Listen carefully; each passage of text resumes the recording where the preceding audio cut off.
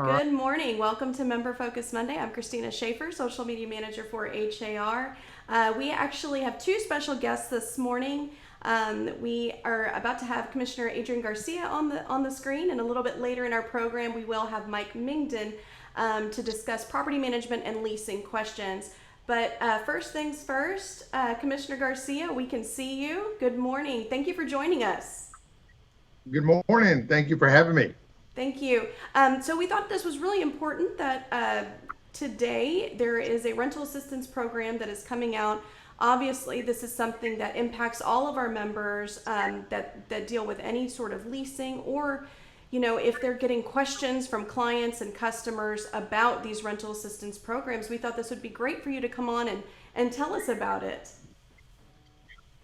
Well, thank you for having me. And first of all, thank you to HAR for all that you do in our community and throughout the county and our region. Thank you for keeping our housing and commercial property market strong. And we're just trying to be a partner in that process to ensure that we do things that will help us to continue to move forward through this pandemic. This particular program that we're talking about this morning, Christina, is our rental assistance program. The city of Houston has done one prior, and I thought it was important for us to make sure that we are in partnership with the city to do another one, but from the county's side. And so this is essentially an opportunity very similar to what the city's done previously to work directly with landlords and tenants who are in coordination with their landlords to provide direct assistance to the landlords to ensure that we are working to beat down that eviction curve. And so we are excited about this. It's launched this morning, and we will be looking forward to having folks apply for it.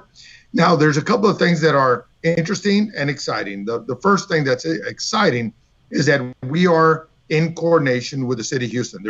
There is one application for two different programs, and that's the exciting part. It's not seamless, but it is in coordination. And so there are a few differences between what the city is doing and what the county is doing, but at least we're giving people one portal to apply, and then the system will navigate them through which program they'll be actually applying for, whether the city or the county.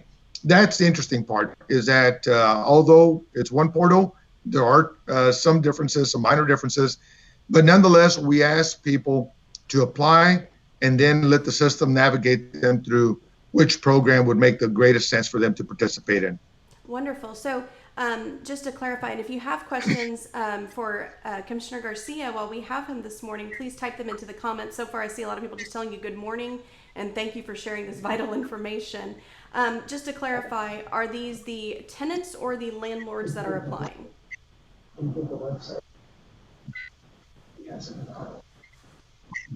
It is the landlords that are applying, but the tenants will have to be in coordination with their landlords. Perfect. Well, that's great. I don't see any questions coming in just yet for you, but is there anything else that you want to share with us from Harris County for our members to know? Yes, I want to make sure to remind folks that the website for the landlords to participate in is harriscountyrenthelp.org. harriscountyrenthelp.org.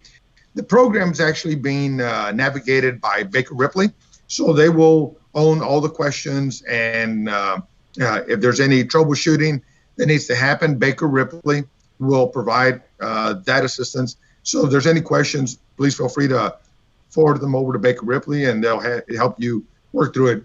But I'll tell you, Christina, first of all, we continue to be grateful to HAR for all you do. And we know that this is not necessarily in the bailiwick of HAR. Nonetheless, it is important to make sure that everybody who touches the real estate market in our county is aware of what we're trying to do. We know that this pandemic has had a horrific impact on all aspects of our economy, as well as, and in fact, the real estate market as well. So these are efforts on our part to do what we can to ensure that we're easing the impact of the pandemic, but nothing will make the difference than our own individual actions. Make sure we mask up, make sure we're encouraging others, social distance, even with family members. And so we're seeing an incredible impact amongst the Hispanic community, and we want to make sure that we are all being messengers of the things that we need to do to ensure that people do the right things to keep themselves and their families safe, as well as keeping our realtor safe. So with that end, we want to make sure that people know that this program is a $1,200 direct assistance to the landlords. There are some agreements similar to what the city of Houston has done previously. We want to encourage that landlords not evict folks for 60 days. And then, keep in mind that this is the second time the city of Houston has done this. This is the county's first. I'm looking forward to doing another one in the near future before the year ends, because that's when we got to use up all of our CARES money. But by the same token, we have provided direct assistance to small businesses. I'm excited about what I have led the charge on. We've done 2 direct assistance to families in our community. That also helps our rental market, rental property market. And so there will be more coming. We're just trying to do as much as we can and be thoughtful and strategic about it. That's wonderful.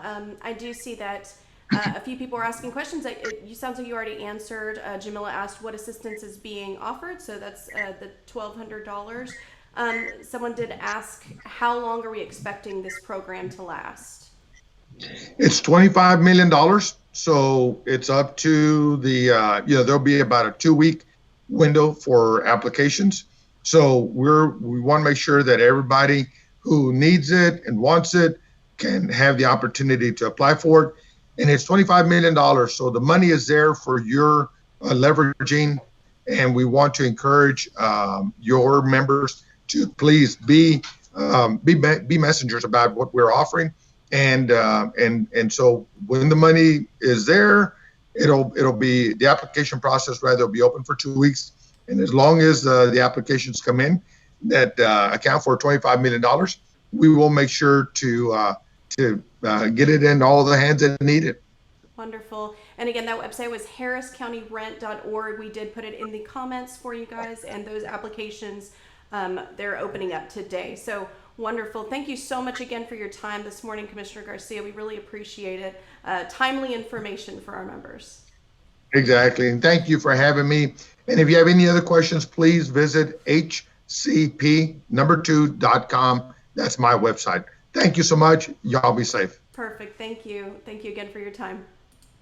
So our next guest is going to be Mike Mengden, who is no stranger to a lot of our HAR members. Mike is actually a property management and leasing instructor for HAR, but Mike, you have many more titles. Oh, a lot. I am working with, let's see, what do we got this year? I'm a tree pack trustee. I am the HAR Governmental Affairs co-chair for this year, dealing mostly with state and federal issues. I'm a director for TAR, for Texas Realtors. I'm a director for NAR, and I'm a trustee, PAC trustee for the National Association of Residential Property Managers, where I was a past president in a past lifetime. So I'm very busy on the governmental affairs side. Absolutely. And we thought this was, again, timely information with these rental assistance programs that the City of Houston and Harris County are offering, for you to come on, because I know that you've been very busy, to say the least, but what you shared with me offline is that a lot of your phone calls are coming from HAR members who have questions about assisting landlords, assisting tenants during this pandemic. So this felt like the good time to have you on and discuss. And you have some programs, classes and such coming up that we can discuss a little later on. So you can get a little more in detail in those classes. But let's just start off by talking about the rental market as a whole. What are you seeing in the rental market? The rental market's doing pretty good. The rents are steady. I'm not seeing a big decline in rents. The days on the market are good for the summer. So that's not the problem. I don't perceive that as a problem. We still have people trying to get into homes. The biggest question is going to be once school starts, if school starts. So because that's the big question right now. Typically, the real estate market on the rental side goes very slow once school starts. We usually call September dead month. We don't rent very many houses. We don't do that much during that time frame. But this year, we're expecting that to be different because we don't know what's going to happen with the schools yet, right, and whether or not that's going to keep people from moving. But right now, the market's good. Renewals are good. We're seeing a lot of people renew their leases. I don't see very many rises there. A lot of managers have decided to leave it alone and just renew them at the current rate or just a small bump if they have to. But I'm still seeing a very, very strong market. That's wonderful. You and I were discussing right before we got started that things happen a lot faster in rental and the rental and leasing world. So it's almost like what you're experiencing now, our members who primarily work with resale are going to be experiencing probably pretty soon. So it's almost a forecast, if you will, Yeah. of what's to come.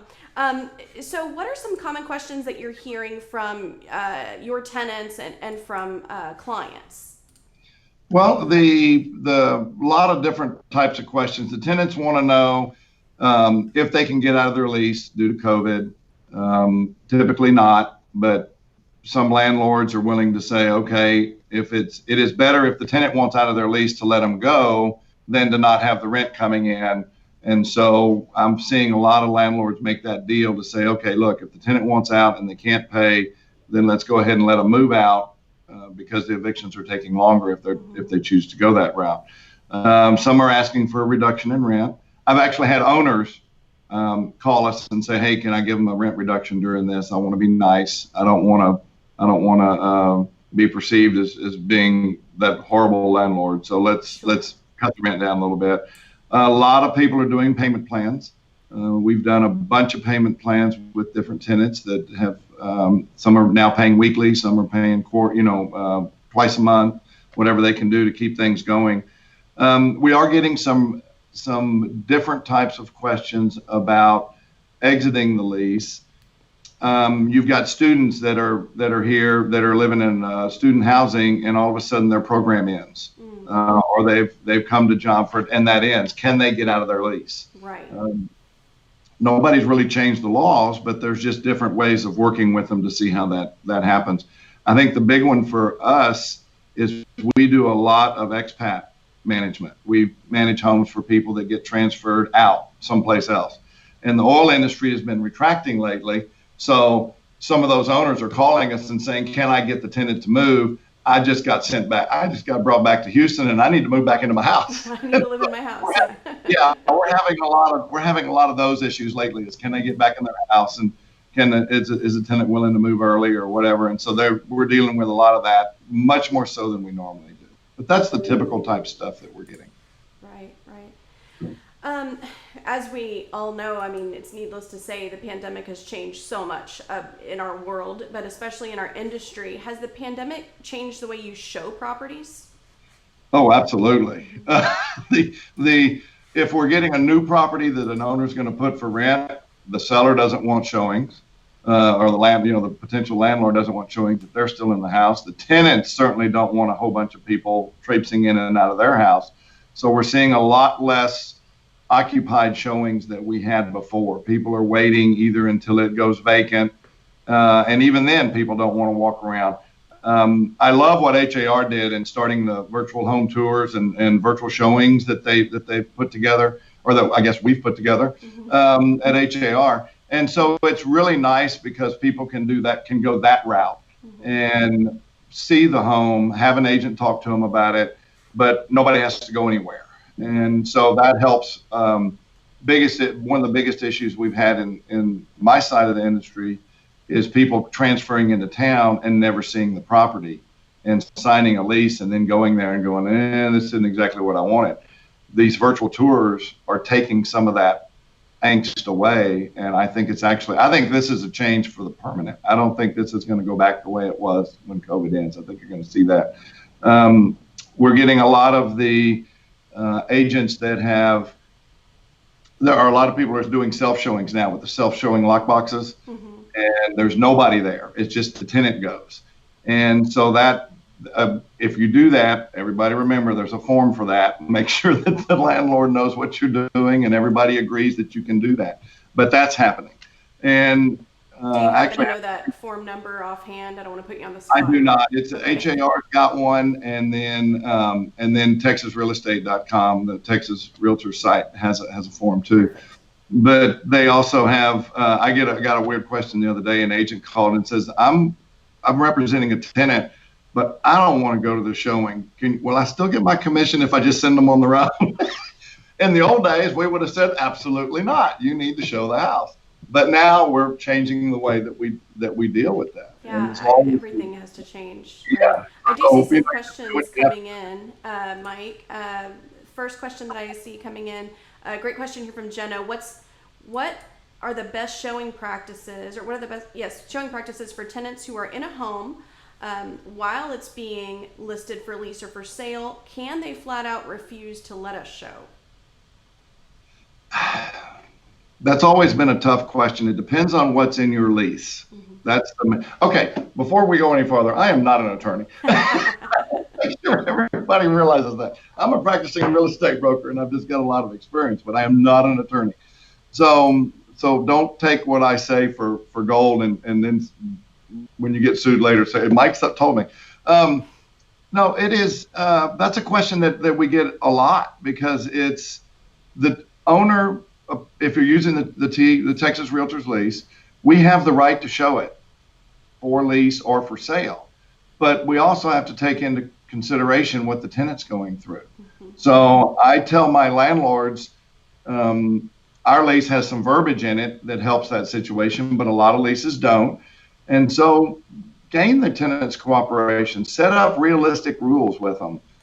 Hey, I'll send somebody by after the showing before you come back, and wipe down all the surfaces or something, because I know a lot of agents are doing that after they show or after they have an open house. Do anything to allow the tenant to feel comfortable, and in some cases that may be we just wait till they're out. And so yeah, it's a tough one. I see a few questions about evictions. We will get to that in just a minute, but one more question that's kind of along the lines of what we were just discussing. Dana asked, what liability and responsibility does the landlord have with regard to protecting their tenants from COVID? So it sounds like you were advising some ideas, but what is the liability there? Yeah, there's actually a couple of forms on HAR at HAR.com coronavirus. There's some forms there and a link to TexasRealEstate.com for TAR. There are forms for showings, for allowing showings during COVID. And there are forms that we had before, but they've been updated to talk about what you want to do. And that's going to be between you and the owner as to how far you want to go on cleaning the house in between. If I was a showing agent, I would tell the don't touch anything when you go in there. I will put the key in the door, I will open the door, and nobody touch anything until we leave. Right. And I think that should almost be an absolute rule when you're doing showings now. Just don't touch anything. It's like with children, tell them to hold their hands. I don't think they should come, to be quite honest. No, leave the yeah, definitely leave the kids at home. But I'm saying, like, when you're telling kids, don't touch anything. We will walk to the home just like this. Very good. Okay, so we had some questions about evictions. And that was actually the next question I was going to ask you too. So what have been the changes to evictions, also late fees? And I do see a few questions about that. So I know this is something our members are curious about. The CARES Act for the moment is over as far as evictions go. So that ended on July 25th. So we go back to the old rules, except for on August 25th, you go back to your normal 1 or 3 day notice if you want to have an eviction. But right now you have to give a 30-day notice because that's the ending act of the CARES Act. Who knows if Congress is going to get together between now and the election and pass a CARES Act 4. So right now the rules are back like they were. You have to do a 30-day now, but that expires on August 25th. Right. Late fees, and then you can do a normal eviction. But I want everybody to understand that there's a little bit of a misnomer in the media that landlords are trying to evict tenants all the time, and that's just not the case. Most of my clients have one house, and so their biggest expense is a turnover, and I don't want a turnover. The owner doesn't want a turnover. So whatever it takes to keep that tenant in the property and to keep them paying is we need to do. So so the rules are the same. The courts are running a little slower than they were before because they're having the same problem that everybody else does. But the rules are basically the same as they were before, unless the CARES Act gets passed. Late fees, back to what they were before. I actually got an opinion from the legal counsel at Texas Realtors once the CARES Act ended, and I said, what's going on? What are the real rules? The CARES Act explained what the rules were, but they didn't explain how they were going to get back to the old rules very well. So you can charge late fees again. Remember, in last September, new law came into effect in Texas for late fees that the safe harbor limit for late fees was 12% in single family and 10% in a multifamily situation per month. So don't go overboard. And most managers that I'm talking to are being very lenient, very cognizant of what some of these tenants are going through. So we're taking care not to get too overly heavy. We're all in this together. We've got to all get through it. So let's be cognizant of everybody else and see what's going on. Most of our rents, I'm at 98% collected rent. We are not having in the single. I know apartment industry is a little bit different, right, but on the single family side, I'm not seeing a big problem with the rent collection. Some of the tenants have taken advantage, and those are the ones that just don't want to pay. It has nothing to do with COVID. They just said, hey, I don't have to pay. I can't get evicted, so I'm not paying. But most of the tenants have been very respectful. Most of the owners have been very respectful. When the tenants have called and said, I have issues, my owners have been just fine with it. We've been just fine with it. Just make sure that if you set rules, that those rules are consistent across the board. You don't want to get into a fair housing issue where you start treating some tenants different than other tenants, then that's going to get you in trouble. Okay. But basically right now you can file for eviction and you can charge late fees. Okay. Latasha asked, do you see requirements being relaxed for getting into a rental? My next question for you was about the application process, if that's changed. So I guess we can go ahead and get into that now. She also mentioned with the state of things, job loss, reduction in income, people may not have any way of getting housing. So do you see those requirements changing, or have they already changed? I've seen them change in some cases. It depends on the property and depends on the manager or the landlord in some cases. But we're seeing a lot of interesting things showing up on applications that we've never seen before. We're seeing is an eviction due to COVID treated the same as a normal eviction. Mm-hmm. Some landlords don't want any evictions. If you've been in this business long enough, an eviction doesn't necessarily mean you can't rent to a tenant. That just may change what the deposit is, or you need to find out what they did about it or what caused it. All those types of things come into it.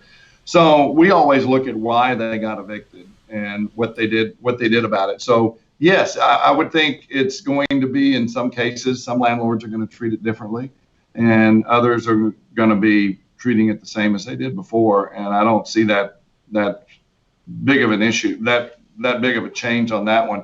The bigger one is jobs. A lot of people have been laid off or furloughed, and they started collecting unemployment. So we started seeing a lot of applications that their source of income was unemployment instead of a job. And you have to look at that.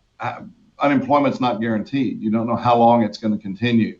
The extra stimulus for unemployment started. So people were calculating all of that extra stimulus on the unemployment income, the extra $600. And they were saying, okay, this is my income right now, so I can afford this house. But yeah, that's stopping in a month. So let's go back to what the normal unemployment was. Can you then afford that house? And so we're seeing that. seeing some extra deposits. Some people still have money in the bank, so you can get an extra deposit if their income is not where you would like it to be. So those types of things are happening, and most of it, and we're talking about it. I'm on probably 8 or 9 different Facebook groups that are property management related, and these are the, people are giving us individual scenarios. Can I do this? Can I do that? And right now, it's, talk to your attorney if you're worried about something like that. But other than that, I don't want to say make the rules up as you go along, but people are kind of doing a little bit of that just to make it work. We just want to make it work and get through this. So. Right. And again, that is not your legal advice. Make it up. No, that is absolutely not advice. Alrighty. So how are you advising landlords right now to protect themselves? What are you encouraging them to do? Just be cognizant of what's going on. Use the rental assistance program. I love the program that was presented this morning. Mm-hmm. I think it's doing it the correct way. It's giving the money to the landlord, so the money goes to where it needs to go, and it is. But you're using both sides to do that. Mm-hmm. And there's a little bit of a trade-off for the landlord, and that there's only so much money there. So if your rent's higher than that, you may not get the full month's rent. You may get part of it, but you agree, hey, if I get this, I'm not going to evict the tenant that month. And I think that's fine. I think that's a good way to go through this. I was always against the eviction moratorium because then, like I said earlier, the people that stopped paying were people not necessarily impacted by COVID. And so that was a problem on the eviction side. And I don't want to go through an eviction anyway. Sure. But the rental assistance program is phenomenal. I think that's great. For landlords, just be cognizant of the tenants' concerns and their issues. That's going to be number one. For my clients, I tell them, we got you. We know what we're doing. We're going to take care of it on this end.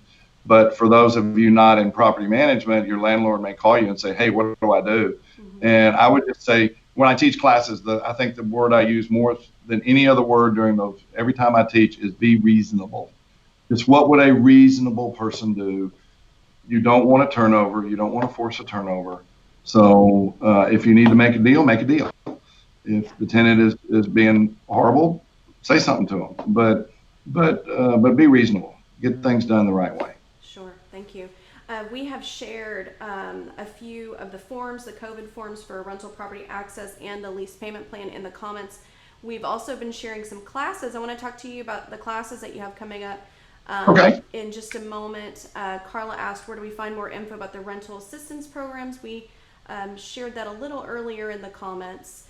But I like that he mentioned it was kind of one-stop shop there on the website. It will categorize you into the correct program. So that's really helpful. Yeah, I think that's going to be great that the city and the county got together on the same page because a lot of people don't know. You may have a Houston address, but you may not live in Houston. Mm-hmm. You may be in the county. And so a lot of people don't necessarily know that. So that'll be very much helpful for that both organizations get together. Right. So, and again, that website was harriscountyrenthehelp.org. Very good. So, Mike, we said that you're an instructor for HAR, and you actually have a webinar coming up this week. I do. And a few other classes too. So tell us a little bit about what you have coming up for anybody who wants more information. Okay, the property management webinar series put on by HAR. I'll be speaking this Thursday on the 20th from 10 to 11 on the exclusive right to lease agreement. A lot of people don't realize that there's a lot of differences between the exclusive right to lease and the exclusive right to sell, and a lot of people have never seen that document before. So that's I hope we can get it done in an hour. That's going to be a quick class. Then we're doing another one. We're going to talk about the Texas Property Code, Chapter 92, all the landlord-tenant law. And that's going to be, and again, I won't be an attorney. I'll just be talking as a practitioner. And that'll be on October 15th from 10 to 11. And then I'm going to do one on tenant representation. How do you best represent your tenant? That'll be on December 17th from 10 to 11. And those are run through the HAR training. So you can go to har.com/training and get the information on those classes.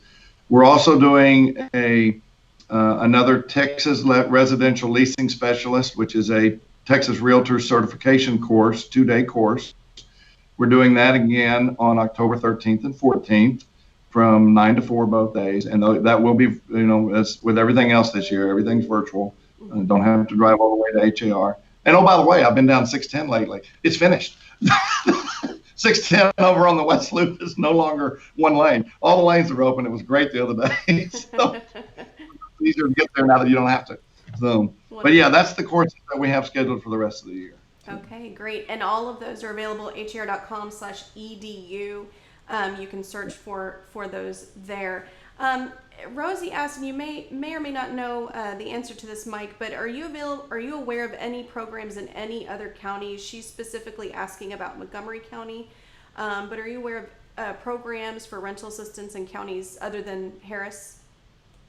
I have not heard of any in other counties other than Harris. That has not made its way to me. And I know there's a lot of managers up there. So if somebody knows anything, pipe up in the chat real quick and tell us. But I have not heard of any.